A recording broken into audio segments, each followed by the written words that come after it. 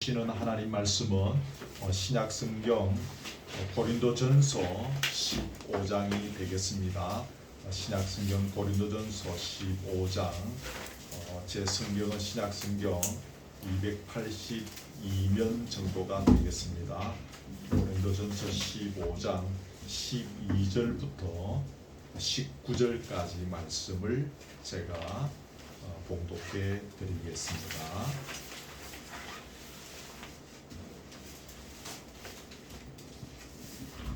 고린도전서 15장 12절에서 19절까지의 말씀입니다. 찾으신 줄 알고 제가 봉독해 드리겠습니다. 그리스도께서 죽은 자 가운데서 다시 살아나셨다 전파되었거늘 너희 중에서 어떤 사람들은 어찌하여 죽은 자 가운데서 부활이 없다 하느냐. 만일 죽은 자의 부활이 없으면 그리스도도 다시 살아나지 못하셨으리라. 그리스도께서 만일 다시 살아나지 못하셨으면 우리가 전파하는 것도 헛것이요 또 너희 믿음도 헛것이며 또 우리가 하나님의 거짓 증인으로 발견되리니 우리가 하나님이 그리스도를 다시 살리셨다고 증언하였음이라. 만일 죽은 자가 다시 살아나는 일이 없으면 하나님이 그리스도를 다시 살리지 아니하셨으리라.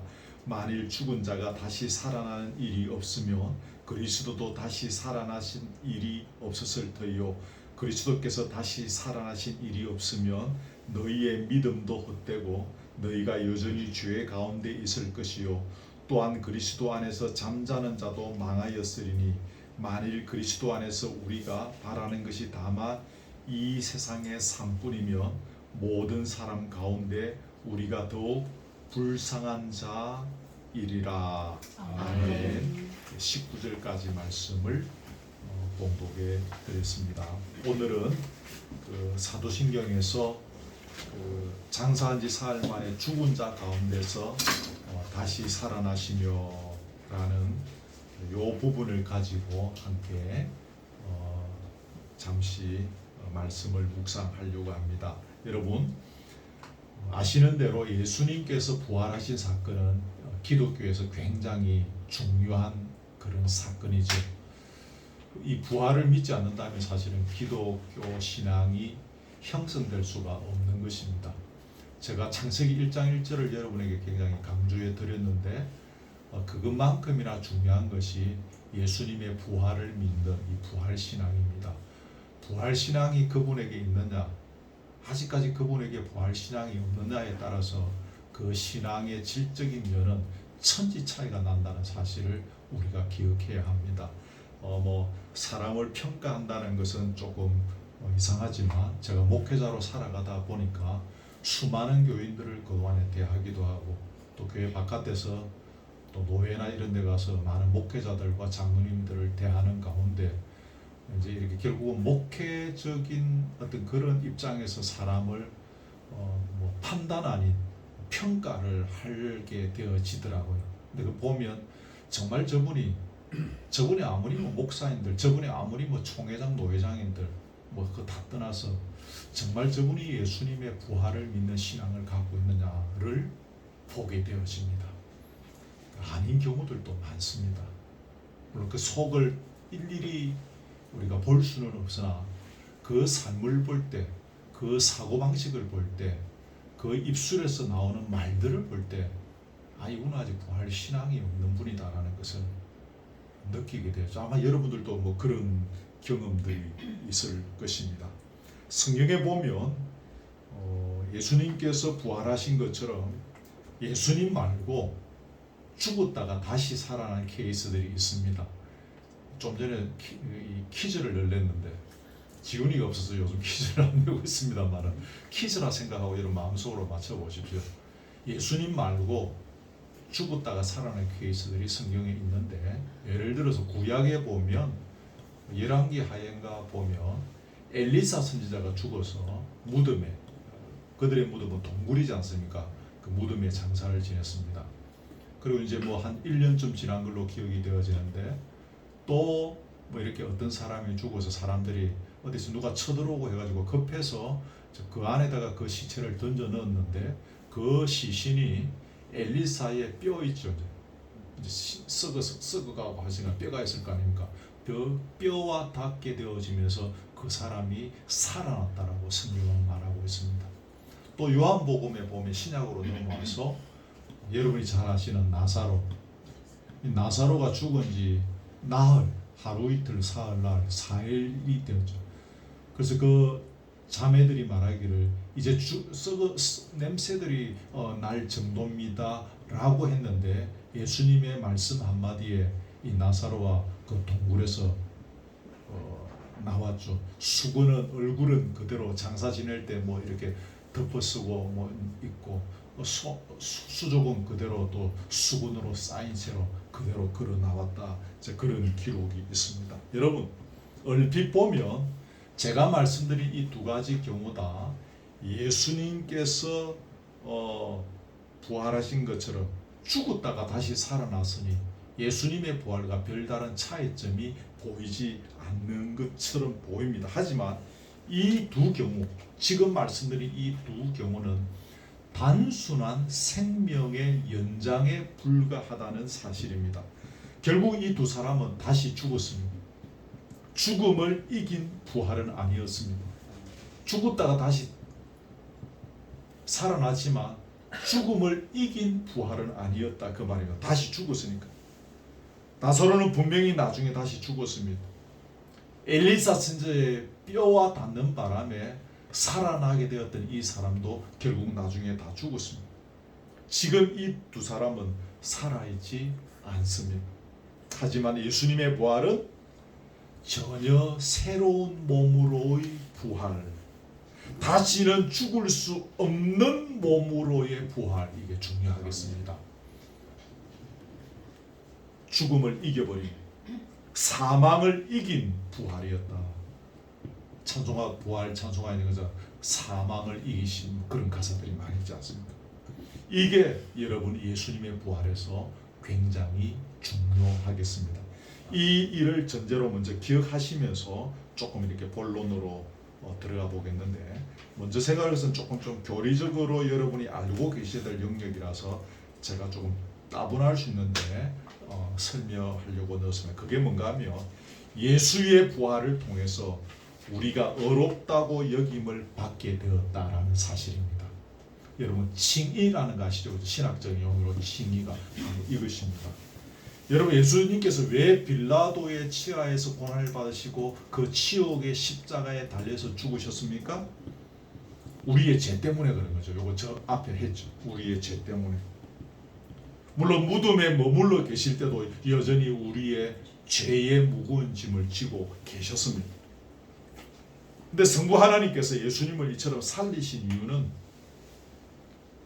예수께서 짊어지신 우리의 죄가 이제 다 용서되었기 때문입니다. 아멘. 예수님께서 더는 죄의 형벌인 죽음에 매여 계실 필요가 없어진 것입니다. 그래서 성부 하나님께서 그를 죽음의 고통에서 풀어주신 거죠. 자, 주부에 제가 적어놨을 건데 사도행전 2장 24절이 있죠. 거기 같이 읽습니다. 시작. 하나님께서 그를 사망의 고통에서 풀어 살리셨으니 이는 그가 사망에 매여 있을 수 없었습니다. 우리 죄가 용서받았기 때문에 우리의 무거운 우리 죄라는 이 무거운 짐을 지고 그분이 십자가에 달리시고 무덤에 지금 계시는데, 이제 우리 죄가 용서함 받았으니 그는 다시는 그 무거운 죄의 짐을 그가 지고 계실 필요가 없는 거죠. 거기 9절에 있는 이는 왜냐하면 그가 사망에 매여 있을 수 없었습니다. 그 또 하나 기억할 것이 있습니다. 성경은 이렇게 말합니다. 거기 로마서 4장 25절 기록해놨죠. 같이 읽습니다. 시작.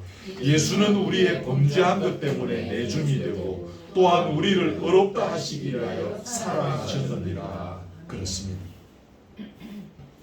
예수의 부활로 인해서 그분을 구주로 영접한 사람들은 우리는 의롭다 여김을 얻게 되었다는 것입니다. 그 9절의 하반절, 우리를 의롭다 하시기 위하여 사랑하셨느니라. 무슨 말인지 아시겠죠? 그분의 부활로 인해서 우리가 의롭게 되어졌다, 그 말이에요. 아멘. 이게 참으로 중요한 사실이고, 그래서 예수의 부활이 우리에게 참으로 기쁜 사건입니다. 부활절 굉장히 기독교에서 부활절은 성탄절과 더불어서 굉장히 중요한 그런 절기이지 않습니까? 우리에게도 절기별로 그렇게 안 지켜도 부활절을 우리가 꼭 지키잖아요. 부활이 그래서 중요한 것입니다. 우리가 의인이 되어지기 때문에 예수의 부활로 인해서 굉장히 중요합니다. 자, 그러면 이제 진도를 또 조금 더 빼겠습니다. 이제 우리가 의인의 신분이 됐습니다. 죄인의 신분으로 있다가 의인의 신분으로 변화되었습니다. 이렇게 살아간 사람들에게 주어진 혜택이 무엇일까요? 라는 겁니다. 한마디로 말하면 만물을 새롭게 하시겠다는 하나님의 약속을 붙잡고 살아가는 것. 이것이 죄인의 신분에서 의인의 신분으로 바뀌게 되는 사람들이 사람들이 하나님으로부터 누리게 되어지는 혜택입니다. 거기 아는 거지만 중요한 구절 고린도후서 5장 10절 읽습니다. 시작. 이전 것은 지나갔으니 보라 새 것이 되었다. 뭐가 되었다고요? 새 것이 되었다. 만물을 새롭게 하시겠다는 하나님의 약속. 물론 오늘 다 설명할 수는 없지만 나중에 예수님 성천하시고 또 다시 오시는 그날에 새로운 하늘과 새 땅이 열리고 모든 것들이 새롭게 회복되어지는, 만물이 새롭게 되어지는 역사가 일어나지 않겠습니까? 이게 부활인 것이죠. 그렇죠? 요 고린도서 5장 17절에 대해서 조금 더 생각합니다. 이전 것은 지나갔으니 보라 새 것이 되었도다. 이게 무슨 의미의 말씀인가? 요즘 관주 성경을 잘 안 보시는데 그 관주 성경에 보면 이 구절에 로마서 6장 4절을 보라고 되어 있습니다. 로마서 6장 4절 거기 주부에 해놨죠? 같이 읽습니다. 시작. 그리스도를 죽은 자 가운데서 살리신 것 같이 우리로 또한 새 생명 가운데서 행하게 하려 합니다. 그렇습니다. 보라 새 것이 되었도다. 이게 지금 로마서 6장 4절에 보면 우리로 또한 새 생명 가운데서 행하게 하려 함이라. 새 생명 가운데서 행하게 하려 합니다. 여러분 그럼 여기서 새 생명 가운데서 행하게 하는 것이 뭘까요? 쉽게 말하면 우리가 이제 더는 죽음의 권세 아래서 사는 사람이 아니라 그 말입니다. 새 생명, 새 생명. 죽음의 권세 아래서 사는 사람이 아니라는 것입니다. 지금까지는 죽음이 생의 마지막인 줄 알고 죽음의 권세 앞에 무릎을 꿇고 살았습니다. 사탄은 죽음을 앞세워서 우리를 협박하였습니다. 그런데 이제 더는 죽음의 권세가 우리를 지배하지 못하는 것입니다. 이게 뭐요? 새 생명 가운데서 행하는 삶을 꼭 기억하십시오. 새 생명 가운데서 행하는 삶. 이게 만물을 새롭게 하시는 하나님의 새로운 미래 시간의 시작인 것입니다. 아멘. 아멘.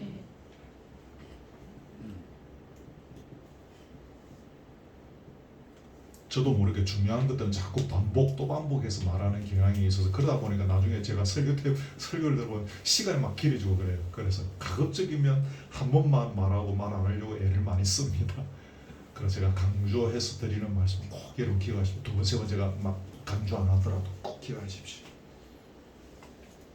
여러분 죽음의 권세가 우리를 지배할 때 그 주부에도 있는데 보시면 우리에게 나타나는 현상이 뭔가 낙담합니다.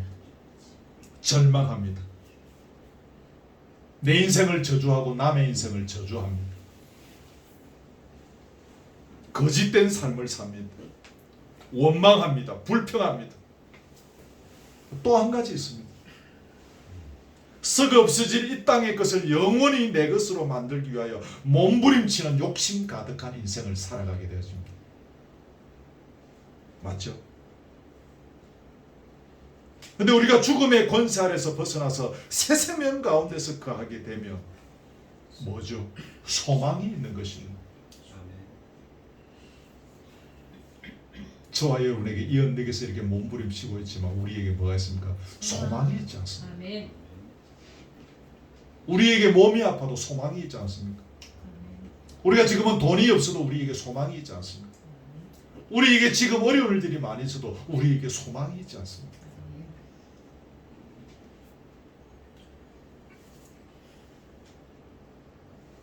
축복을 나누어 주는 축복의 통로들입니다. 그동안에 늘 제가 강조드렸던 것처럼 하늘의 평안이 넘치는 인생이 되어지는 것입니다.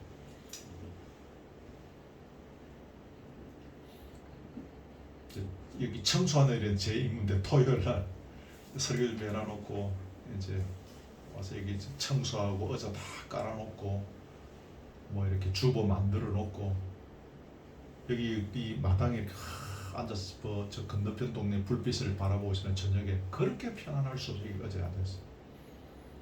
여러분 보셨는지 모르겠지만 어제 현관 앞에 비를 막기 위해서 이렇게 캐노피 비슷한 걸 어제 공사를 해놨습니다.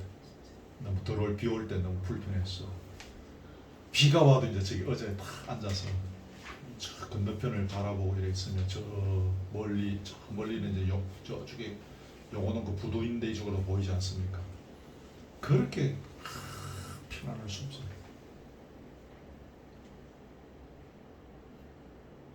제가 뭐 있어서 편안하겠습니까? 그 평안을 말로 다 할 수 있어요. 그 전에 언젠가 한번 여러분 토요일 밤늦게 여러분한테 톡 보냈다가 집사람한테 혼나고 나서 그러고 안 보냅니다. 이 늦은 밤에 교인들 주무시는데 보냈다. 저는 그때 너무 좋아서 그 저녁에 그 평안함을 그때 그 기분을 같이 나누고 싶어서 그냥 톡 막 보냈는데 그 다음에 뭐 있습니까? 기쁨이 있는 것입니다. 좀 순수가 조금 뒤바뀌었는데 자족이 있습니다. 내게 주신 것에 대해서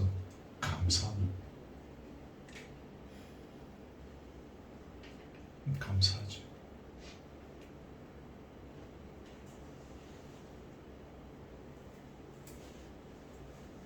그리고 썩어 없어질 이 땅의 것을 영원히 내 걸로 만들기 위하여 몸부림치는 그런 인생이 아니라 그 다음에 잘 보세요. 주께서 내게 주신 유형과 무형의 모든 것들을 다 동원해서 죽어가는 영혼을 살리는 일에 헌신하게 됩니다. 이게 새 생명 가운데서 거하게 되어질 때에 우리에게 나타나는 현상들입니다. 그렇지 않습니까? 우리에게 부활이 있다는 것을 알았습니다. 우리에게 영원한 세계가 있다는 것을 알았습니다. 그렇다면 이제 더는 내가 이 땅에 무엇을 쌓아두기 위하여 사는 것이 아니라 우리가 앞으로 들어가게 될 영원의 세계를 준비하는 인생을 살아가게 되는 것이죠. 그 영혼의 세계를 잘 준비하는 삶이 무엇입니까? 그건 바로 죽어가는 영혼을 살리는 일입니다, 여러분. 흔히들 하나님의 영광을 위한다는 표현을 많이 씁니다. 여러분, 무엇이 하나님의 영광을 위한 일입니까? 한번 생각해 볼 필요가 있습니다. 간증을 하시는 분들 중에 이런 간증을 하시는 경우가 있어요. 우리 집안에 박사가 뭐 몇 명 나오고 목사가 몇 명 나오고 장로가 몇 명 나오고 그래서 하나님께 영광을 돌리노라는 식의 말씀을 하시는 분들을 저는 꽤 많이 보았습니다. 근데 여러분, 정말 중요한 것은 그 가문에서 그런 사람이 수백 명, 수천 명 나온 것이 중요한 것이 아니라 그 가문의 사람들이 얼마나 죽어가는 영혼을 살렸느냐 하는 것입니다. 그 가문에 박사가 수백 명 나오고 목사가 수백 명 나오고 장로가 수백 명 나오면 뭐합니까? 설령 그들이 예를 들어서 죽어가는 영혼을 살리는 열매를 맺지 못했다면 그게 무슨 의미가 있습니까?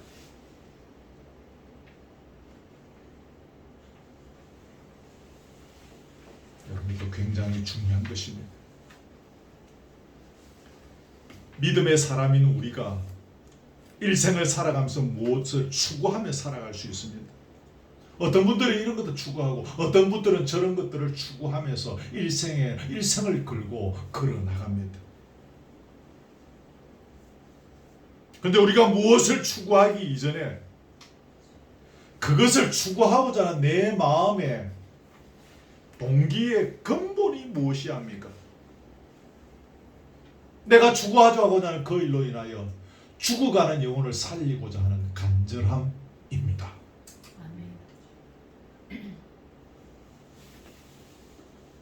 죽어가는 영혼을 살리기 위하여 내가 이 일에 평생을 걸고 걸어가노라. 적어도 우리에게 이런 포부가 있어야 하는 것입니다. 여러분, 이게 뭡니까? 이게 하나님께 영광이 되는 일입니다.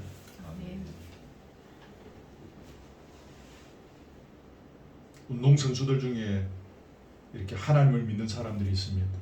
올림픽에 가서 금메달 따서 하나님께 영광이 되겠다라고 말씀하시는 분들이 있습니다. 물론 그가 올림픽에 가서 금메달 땀으로 해서 하나님께 영광이 될 수도 있겠지만, 더 중요한 것은 그가 올림픽에서 금메달 따고 해서 그것을 통해서 죽어가는 영혼을 살리는 열매를 맺어야 하면, 그래야 그것이 하나님께 영광이 되는 것입니다. 그러니까 금메달 딴 그 자체로 저는 생각해, 그게 그렇게 하나님께 영광이 될까? 그런 생각들을 해봅니다. 죽어가는 영혼을 살리기 위해서 평생을 끌고 걸어갈 때 말씀드린 대로 하나님께 영광이 되는 이고, 그게 하나님 나라 건설이고 하나님 나라 확장, 성경에서 주구장창 이야기하고 있는 다 그것들입니다. 우리가 이렇게 걸어가는 걸 보고 하나님께서 보시고 기뻐하십니다. 먼저 그의 나라와 그의 의를 구하라. 그리하면 이 모든 것을 너희에게 더하여 주시리라. 주님 약속하셨죠. 이 말씀처럼 이 말씀을 믿고 걸어가는 그리스도인에게 하나님께서 필요 적절한 것으로 공급하시고 채워주시겠다는 거죠. 적어도 믿음의 사람이라면, 그리스도인이라면, 그렇게 일생을 살아나가는 사람이라면 이 약속의 말씀, 먼저 그의 나라와 그의 의를 구하라. 그러면 이 모든 것을 너희에게 더하여 주시리라. 이 약속의 말씀에 자기 인생을 걸고 걸어가는 가운데 이 약속의 말씀이 자기 인생을 통하여 성취되는 것을 경험하며 살아가야 합니다. 여러분, 그렇지 않습니까? 물론 그럴 리가 없겠지만, 죽을 때까지 예수 믿고 목사의 장례식 속에서 무덤에 들어가시는 분이 이 약속의 말씀이 성취되는 것을 자기 인생을 통하여 경험하지 못하고 간다면 그 참 아이러니한 일이지 않겠습니까? 저는 그렇게 생각합니다. 그냥 이 땅에서 잘 살고 건강하게 또 적당하게 또 이렇게 잘 먹고 잘 살다가 이렇게 편안하게 아프지도 않고 잘 있다가 그래서 천국 가는 것이 여러분 대단한 것입니까? 성경은 그렇게 가르치지 않습니다. 그 약속의 말씀이 성취되는 것을 경험하며 살아가는 것입니다.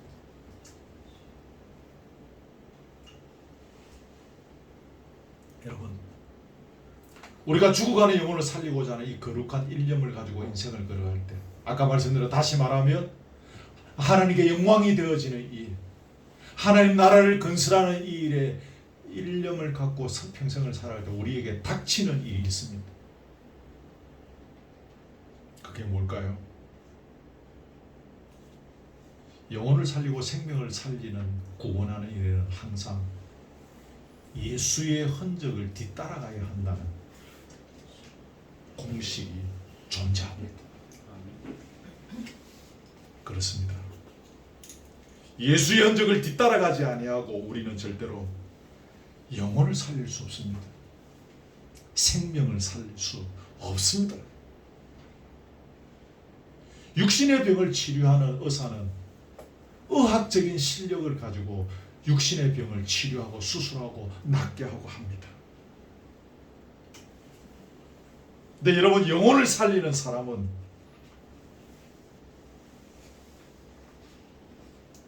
이게 학위가 필요합니까? 신학대학원 나오고 목사가 돼야 됩니까? 아니지 않습니까? 영혼을 살리는 사람은 예수의 흔적을 뒤따라가는 삶이 있어야 합니다. 그 사람을 통해서 영혼을 살리는 열매를 맺게 됩니다. 그게 안 되면 죄송합니다만 절대 영혼을 살릴 수는 없습니다. 예단 건물을 크게 짓고 강건하여 내 집을 채우라고 주께서 말씀하셨으니 그러면서 플랜카드 걸고 막 막 사람을 동원하여 집을 채울 수 있습니다. 아무리 그렇게 해서 전도를 한들 예수의 흔적을 뒤따르지 않으면 혹 숫자는 채울 수 있으되 영혼을 살리지는 못합니다.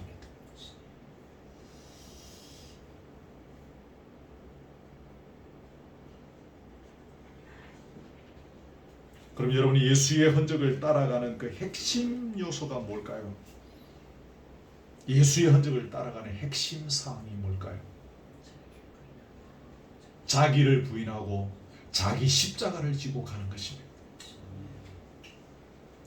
이게 여러분 성경이 정해놓은 공식입니다. 제가 여러분에게 설교님에다가 정해서 공식이 이렇다라고 주는 게 아니라 성경이 이 공식을 정해놨습니다. 그동안 수많은 믿음의 선진들이 이 공식을 따라서 다 걸어갔습니다. 그래서 사람을 살리고 영혼을 살렸습니다. 교회사를 살펴보면 이 공식을 따라 살아가는 우리 믿음의 선배들은 영혼을 살리는 열매를 거두고, 이 공식대로 살지 않은 우리 선배들은 영혼을 살리는 열매를 절대 거두지 못했습니다.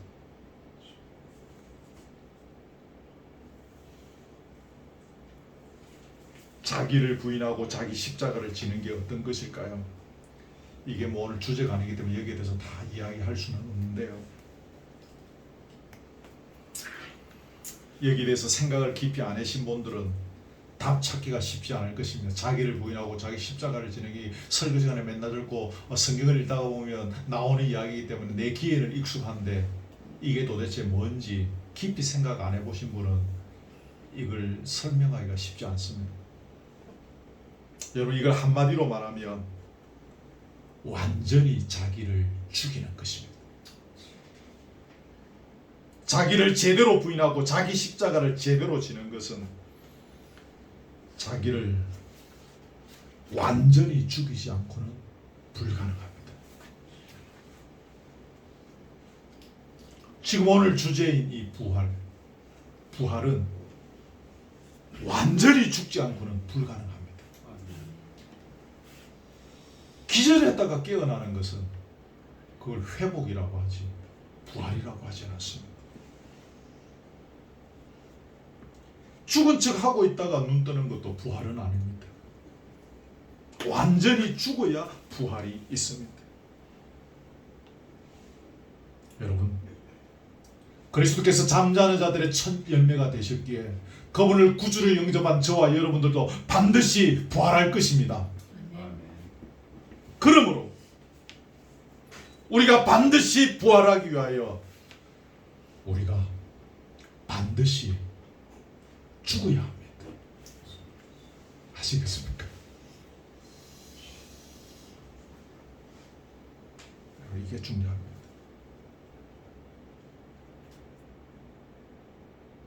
그래서 반드시 자기를 부인하고 자기 십자가를 지고 가야 합니다. 어려운 숙제를 오늘 여러분에게 드리네요. 비도 오는 우중충한 이 날에 이 언덕까지 왔는데 죽으라 하고 막 성경이 이루고 있으니 이렇게 말씀하고 있으니 부활이 얼마나 우리에게 기쁜 선물입니까? 우리에게 반드시 부활할 것을 하게 될 것을 주님은 약속해 주셨습니다. 그런데 그 부활은 반드시 죽어야 부활이 된다는 것도 또한 성경이기 때문에 제가 말씀드리는 것입니다.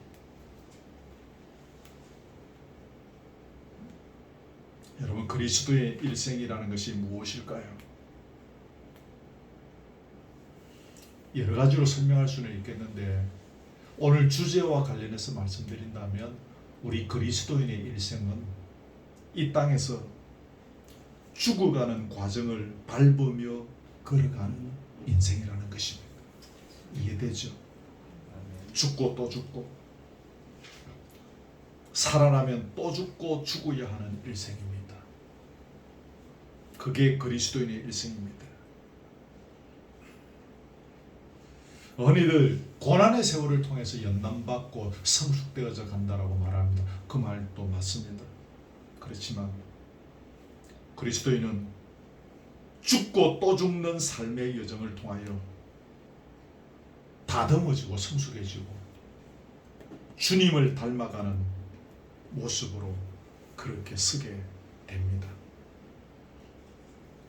그래서 열매를 맺습니다. 여러분, 한 알의 밀이 땅에 떨어져 죽지 아니하며 하늘 그대로 있고 죽으면 많은 열매를 맺느니라. 요한복음 12장 24절인데 제가 주부에 안 적어놨는데 한번 나중에 꼭 찾아서 묵상. 요한복음 12장 24절입니다. 한번 나중에 집에 가셔서 한번 읽으세요. 한 알의 밀이 땅에 떨어져 죽지 아니하며 하늘 그대로 있고 죽으면 많은 열매를 맺느니라.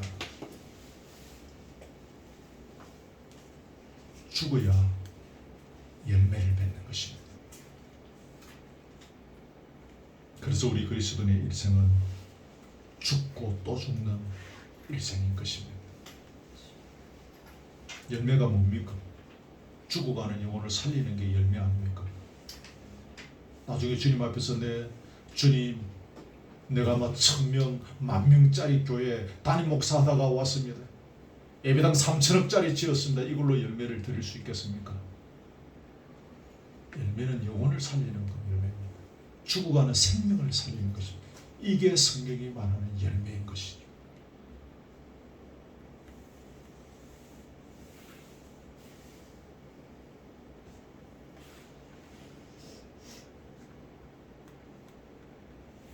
오래전부터 제가 절에 있던 교회에 제가 집에 그냥 계시던 분을 제가 가서 모시고 온 분이 있는데,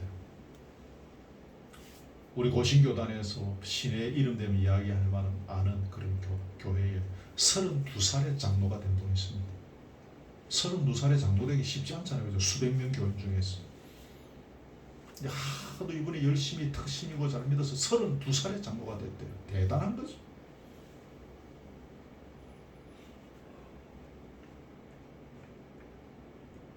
그분은 늘 저만 만나면 입버릇처럼 내가 어느 교회에서 어느 목사님 밑에서 32살의 장로가 되어가지고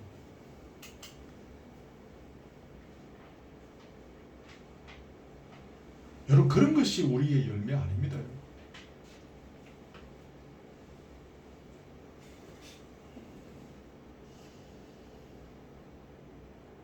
내가 죽었어. 땅에 떨어져 죽었어.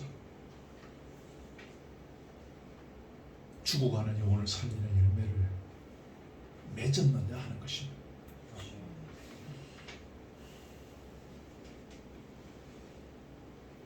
예수의 부활을 직접 두 눈으로 목격하고 경험한 제자들의 삶에 많은 극적인 변화가 있었습니다.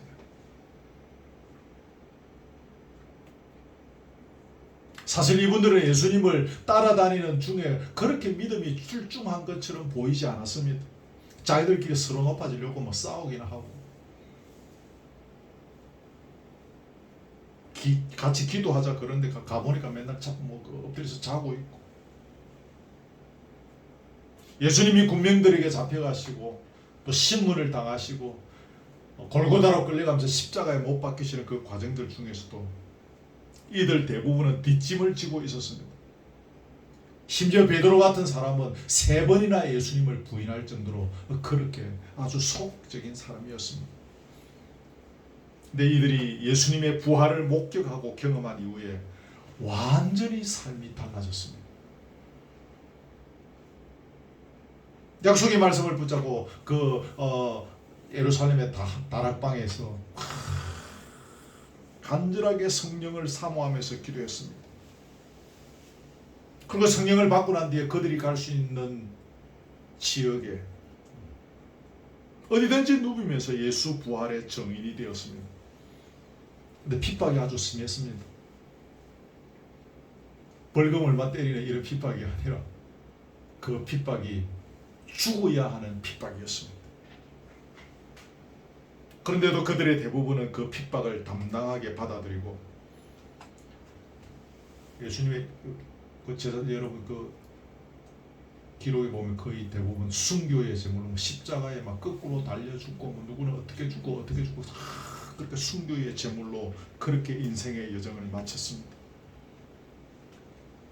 헬라어로 이 증인이라는 것, 예수 부활의 증인이라는 것이 이제 헬라어로 죄송합니다 마르투스라고 합니다.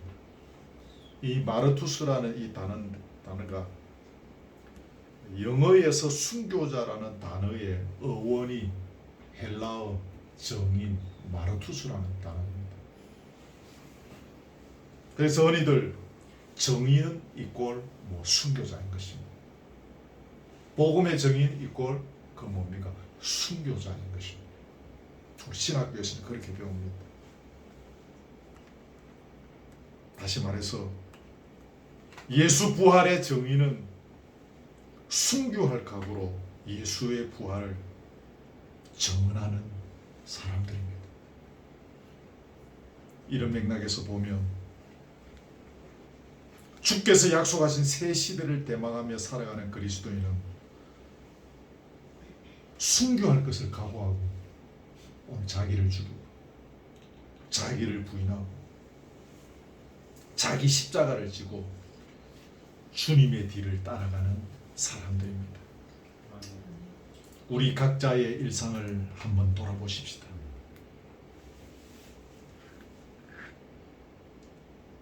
우리 교회 오신 지 얼마 안 되는 우리 형제님은 지금 이 설교하면서 들으면서 지금 내보고 죽으라는 건가? 고민이 많이 있을 것입니다. 여러분 한번 여러분의 일상을 돌아보시기 바랍니다.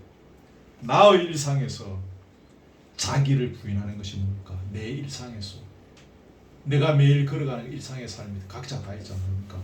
거기에서 나를 부인하는 것이 뭘까? 나의 일상에서 자기 십자가를 지고 가는 것이 뭘까? 제가 어떻게 여러분에게 예수님처럼 그렇게 십자가 지고 가라는 말을 하겠습니까? 여러분의 일상에서 자기 십자가를 지는 것이 무엇일까? 묵상하자 그 말입니다. 그리고 내 일상에서 내가 죽는 것이 무엇일까? 고민해보자 그 말입니다. 오늘 우리는 이 제목을 가지고 깊이 생각해 보아야 합니다. 그리스도인은 사유하는 사람이다라는 말이 있습니다. 생각하기를 게을리하면서 좋은 그리스도인으로 살아갈 수 없습니다, 여러분. 성경이 말하는 열매를 맺는 좋은 그리스도인으로 살아남기 위해서는 깊이 생각해야 합니다.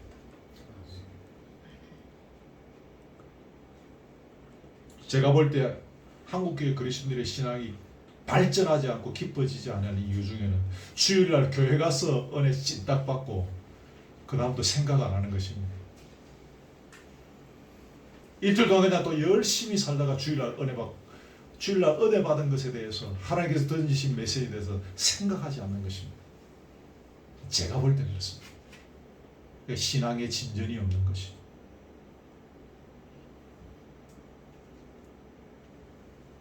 훌륭한 순종은 그만큼 깊은 생각에서 나옵니다.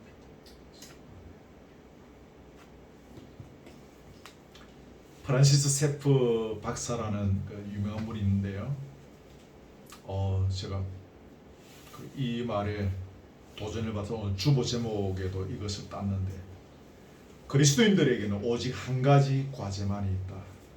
그것은 어떻게 부활의 삶을 살아내느냐이다. 주를 기록해놨죠. 같이 읽읍시다. 시작. 그리스도인들에게는 오직 한 가지 과제만이 있다. 그것은 어떻게 부활의 삶을 살아내느냐이다.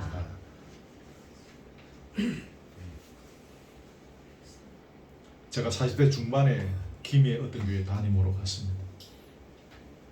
신방하고 열심히 한다고 초반에 막 정신없이 막 다니고 있는데 권사님 몇 분이 뭐 이렇게 식사하자고 그러면서 그러고 만나서 밥 먹고 차 마시고 하는데 저한테 이렇게 말했습니다. 목사님, 이제 새로 오셨으니 뭔가를 해야 될 거 아닙니까? 뭐 하실 겁니까? 그 소위 말하는 뭔가 업적을 하나 남겨야 되지 않겠나? 이제 오셨으니까 이제 부임한 지 이제 시작했으니까 뭐를 하나 하실랍니까? 지금 당장 예배당 짓기는 좀 그렇지요, 목사님. 그럼 뭐 다른 거 뭐 하나 하죠. 이런 따위의 말들을 하고 앉은 거예요. 한국 교회가 이렇게 타락해 있는 거예요. 교인들도 목사에게 업적을 부추기는 거예요. 그럼 앞에 있던 목사님은 뭐 몇 년 동안 있으면서 뭐 했고, 그 앞에 목사님은 뭐 이런 걸 했는데 목사님은 뭐 하나 해놓으시려니까 이런 식으로 이야기하는 거죠. 여러분, 그런 것이 중요한 것이 아닙니다. 이 프란시스 세프 박사의 말씀처럼 우리에게 중요한 것은 오직 한 가지입니다. 어떻게 부활의 삶을 살아내는가. 우리에게 주어진 가지는 어떤 업적을 남기느냐가 아니라 이미 부여받은 이 새 생명의 삶을 어떻게 살아내느냐 하는 것입니다. 우리는 새 하늘과 새 땅을 약속받은 자인데,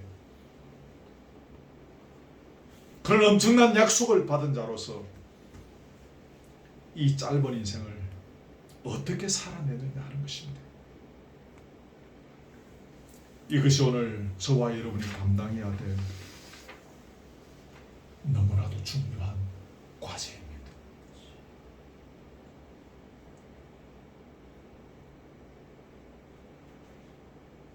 말씀을 맺습니다. 이게 이제 그 사도신경을 다루다 보니까 오늘 부활과 관련된 주제가 나왔고, 그러다 보니까 이게 이제 부활절 설교에 해야 될 그런 부분들, 목사에게는 절기 설교가 굉장히 어렵습니다. 이유는 해마다 절기들이 똑같이 돌아오는데 해마다 다른 설교를 해대야 하기 때문에 목사들에게는 그런 것이 어렵다, 이제 그렇게 이야기들 합니다. 오늘 뭐 전에 부활절 설교했던 원고 전혀 참고하지 않고 그냥 제가 한 주간 준비하고 기도하면서 주시는 영감대로 다 다루지는 못했습니다. 그럼 설교가 너무 길어지기 때문에 좀 또 떼고 그냥 오늘 시간의 분량 안에 같이 나누고야 되겠다 싶은 만큼만 오늘 함께 나누었습니다. 오늘도 역시 중요한 대목이었습니다. 우리의 오직 한 가지 과제, 이 부활의 삶을 어떻게 살아낼 것인가. 저와 여러분에게 이 일에 각자의 인생을 통해서 진보가 있기를 주님의 이름으로 축복합니다. 아멘. 우리 말씀 생각하시면서 찬송하겠습니다. 우리 찬송가 160장.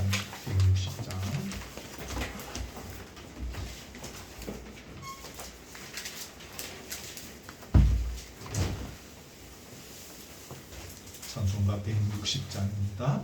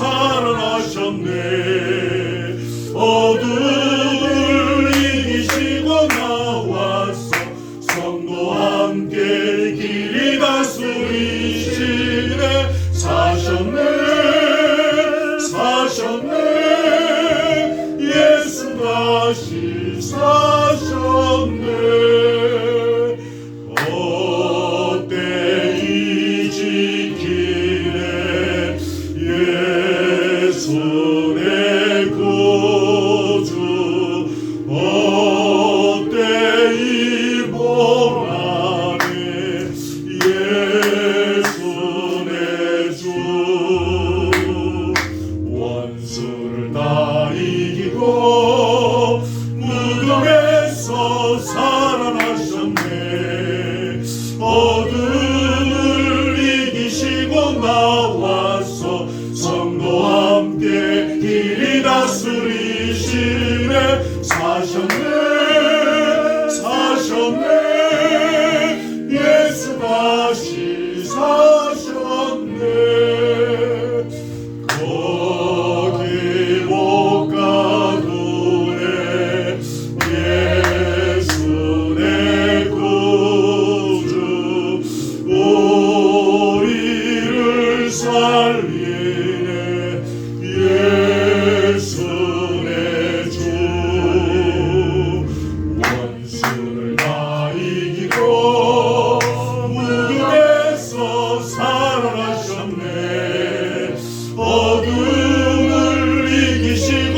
나와서 성도 함께 길이나 소리시네.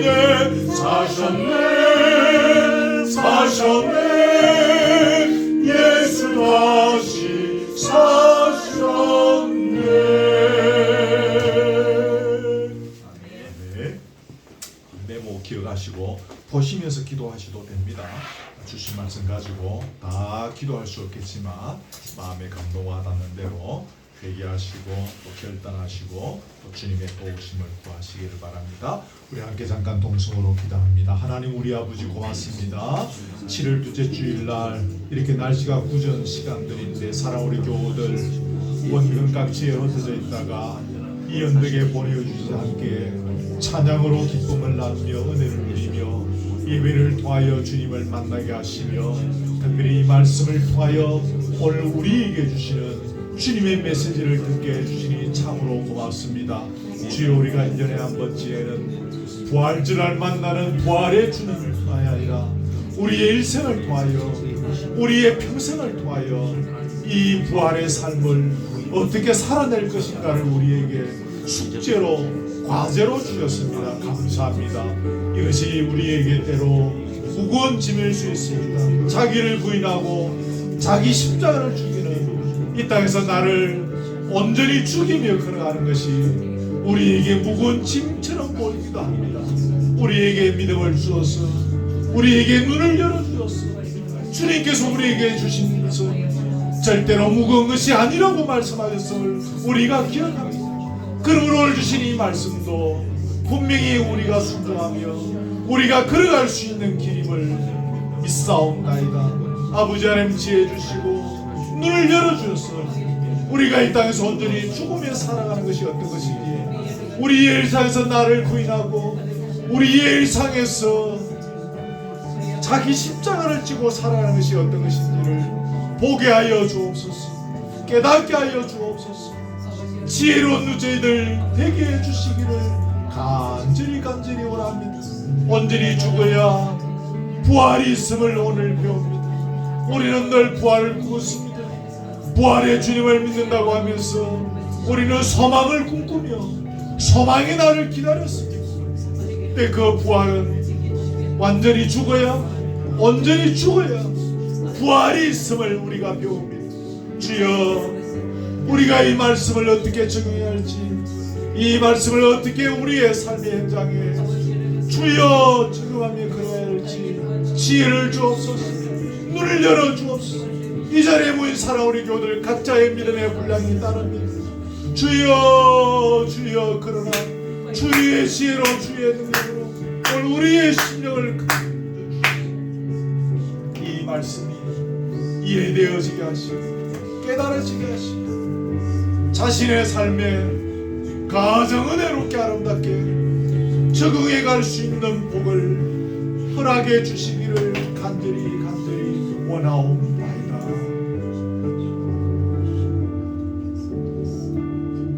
하나님 아버지, 고되고 바쁜 일상 속에서 지난 한 주간도 저희들의 삶을 주장하시고 간섭해 주셨음을 감사드리며 오늘 시간에 함께 모여 찬양의 기쁨을 누리고 예배의 풍성함을 나누게 해주시니 또한 고맙고 감사합니다.